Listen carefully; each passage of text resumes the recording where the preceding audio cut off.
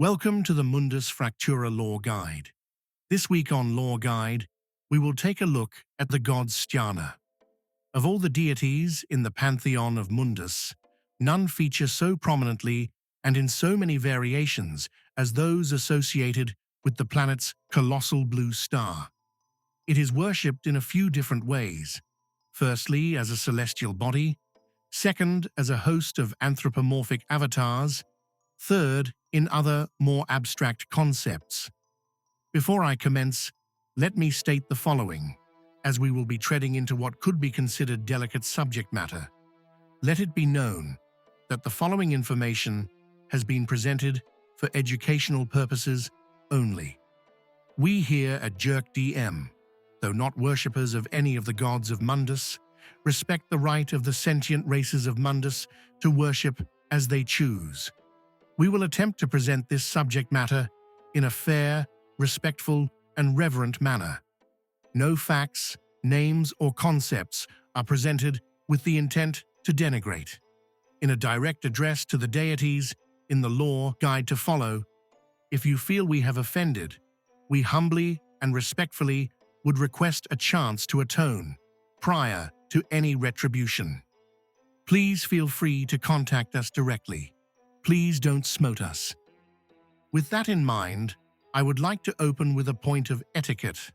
Though the common name for the planet's sun is Stjarna, or slight variance depending on region and culture, it is considered rude by the general populace and outright blasphemous by most religions of the planet to refer to any of the associated star gods by that name. It would be akin to having been a close childhood friend who happens to be the Grand Empress T.T.R.P.G. More on her another time, whom you freely called Skeeter when growing up, and still referring to her as Skeeter as adults in public or in official documents. Now that our housekeeping is out of the way, let's continue. Let us look at those gods who are worshipped as the star itself. There are three major gods that are seen to be the star itself, or one god of many names depending on your perspective.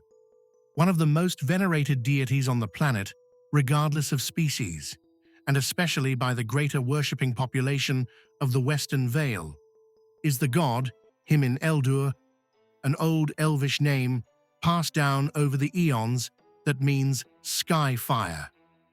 Himin-Eldur is seen to be a kind and loving deity, the giver of life, light, and the punisher of darkness. Himin-Eldur holds many pseudonyms across the planet. The second of this triad is Eldbelvunin, again an old elven translation from its original mycelium, known to mean the fire curse.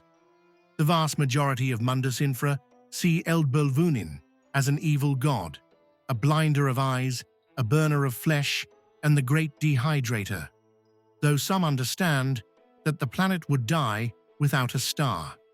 It is a delicate balance, and the Church of Eldbelvunin does what it can to keep that balance. Finally, of the big three incarnations, we come to Ahorfandin. Translated again from the original Elven, it means the Watcher. Supplicants of Ahorfandin believe that the star is, well, watching them, that it leaves every night like some astral scientist leaving the lab, only to return in the morning to see the results of the night's experiment. Ahorfandin's clergy are obsessive record keepers and hoarders of records on even the most mundane aspects of life, in the hopes that their actions will please the Lord and curry favor for less harsh observation in the future, that they will be lifted, having had proved themselves as trusted watchers, that they might someday become watchers. There are all manner of lesser petty gods, but as these three represent the vast majority of the star worshippers, I will leave it at that, and hope that Himin-Eldur, Eldbelvunin, and Ahorfandin protect me from the jilted, lesser unrepresented masses. The next and somewhat more modern incarnation of the god Stjarna is the worship of an avatar which represents the star, but is not itself the star. Of these more modern solar gods, there are many. By far the most venerated is the deity UNBOUND. This celestial holds the form of a golden glowing androgynous muscular humanoid figure, considered by many to be an evolution of the god Himin-Eldur. UNBOUND holds many of the same portfolios as Himin-Eldur. The two frequently share temples or temple complexes. Worshippers will openly venerate either god at each other's roadside shrines when traveling, and it is not uncommon in more urban areas for the names to be used interchangeably. It is postulated by scholars that a convergence of these deities is imminent. It should be noted that hardline orthodox sects of both religions do exist. Though they have been civil to date, they do occasionally make solstice festivals that the both attend uncomfortable events. The second most popular avatar incarnation of the planet's star worshippers is Casta, from Old Elven, meaning throw or casting, like one would cast a line while fishing. Casta is a deity who each day throws Stjarna across the sky and over the horizon. Her faithful pet, Stjarna, a grand star dragon, then fetches Stjarna. As Stjarna rolls over the horizon and into the cold night, it extinguishes. Stjarna takes up Stjarna in its mouth and reignites the star, returning it to Casta to throw again the next morning. As a related point of note, the astronomical display in our night sky here on Earth, known as the Milky Way. Stjarna is the name of the astral analogous structure on Mundus. Casta and her pet are a beloved pair, known as symbols of the passage of time, faithfulness, routine, and playfulness. Casta and Stjarna play prominent parts in many of life's cornerstone events, with attendees paying homage to and openly venerating them at birthdays, wedding anniversaries, friendly games or tournaments, and any important events that celebrate friendship or companions. Moving on to one of the stranger incarnations.